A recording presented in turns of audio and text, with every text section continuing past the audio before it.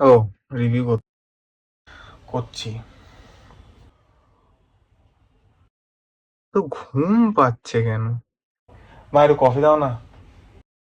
না মানে, আমার কথাটা হচ্ছে স্লো বার্ন মুভি আমরা অনেকেই দেখি, কিন্তু যেই মুভিটার স্লো বার্ন হওয়াটার কোনো দরকার ছিল না, মানে আমার তো মনে হয়েছে স্টোরিটাই ডিমান্ড করে না, সেই মুভিটাকে ইচ্ছাকৃত স্লো পেস্ট করার কোনো মানে হয় না।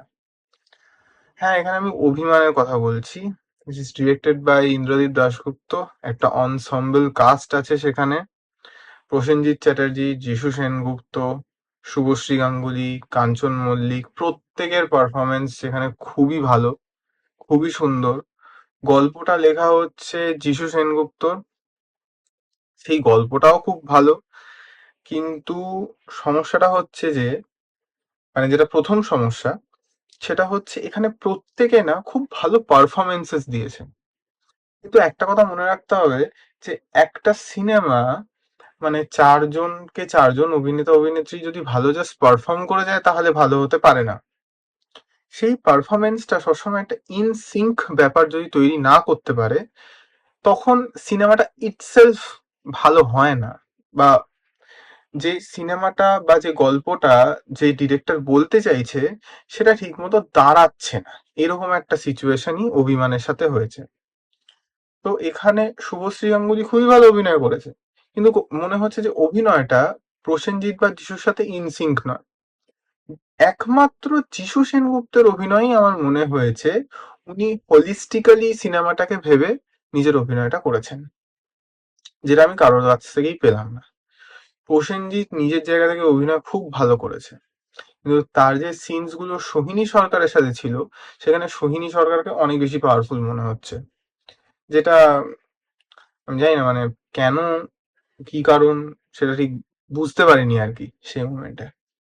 তো এবারে কথাটা হচ্ছে যে, প্রসেনজিতের যে ইন্ডিভিজুয়াল সিনস গুলো বা যিশু সেনগুপ্তের সাথে সিনস, শুভশ্রী গাঙ্গুলির সাথে সিনস যেগুলো আছে, সেগুলো খুবই ভালো, দেখতে খুবই ভালো লাগছে।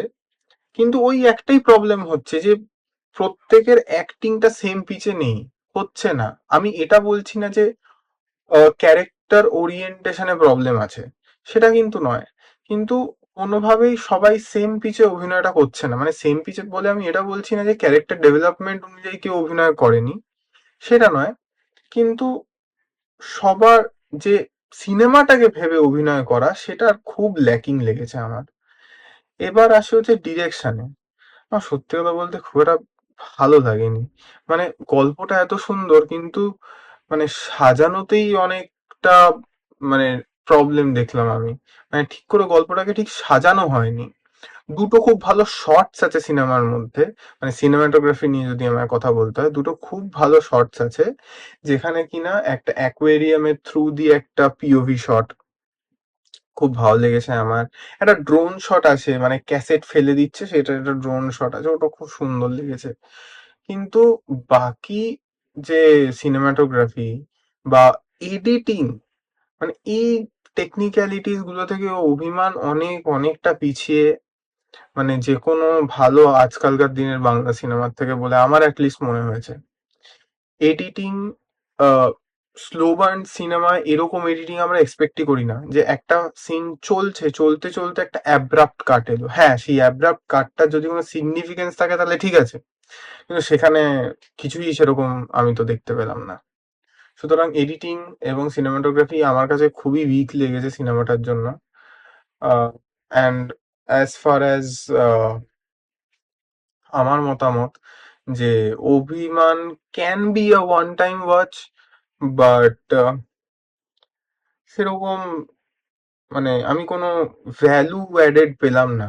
এর থেকে তো আমার ইন্দ্রদীপ দাশগুপ্তের বিসমিল্লা বা গৃহপ্রবেশ, এই সিনেমাগুলো অনেক বেটার লেগেছিল। এত ভালো একটা অনসম্বল কাস্ট, যেখানে প্রত্যেককে দিয়ে খুবই ভালো করে অভিনয় বের করে নেওয়ার সুযোগ, এবং সেটা স্টোরিও ডিমান্ড করছে, তারপরেও এরকম কেন হলো ঠিক বুঝতে পারিনি আমি। কিন্তু হ্যাঁ, অভিমান অনেক অনেক ভালো হতে পারতো।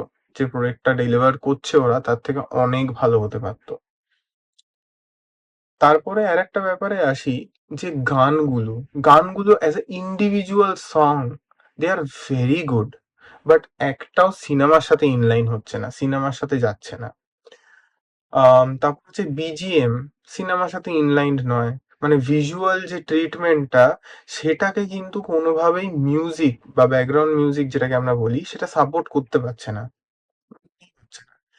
আর একটা টেকনিক্যাল ডিফিকাল্টি যেটা হওয়াই উচিত না এরকম ধরনের সিনেমায়, এখানে একটা রকস্টারকে দেখানো হচ্ছে, তার যে তার যখন পারফরমেন্সেস হচ্ছে সেখানে লিপসিং ঠিক নেই। মানে এটা তো আমার একেবারেই কনসিডারেবল লাগেনি সেখানে।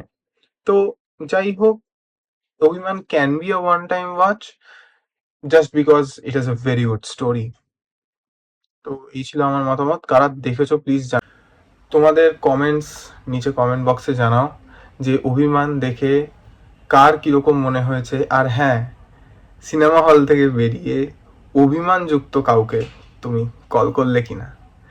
Like share and subscribe to creative স্থান। দেখা হচ্ছে পরের রিভিউ ভিডিওতে।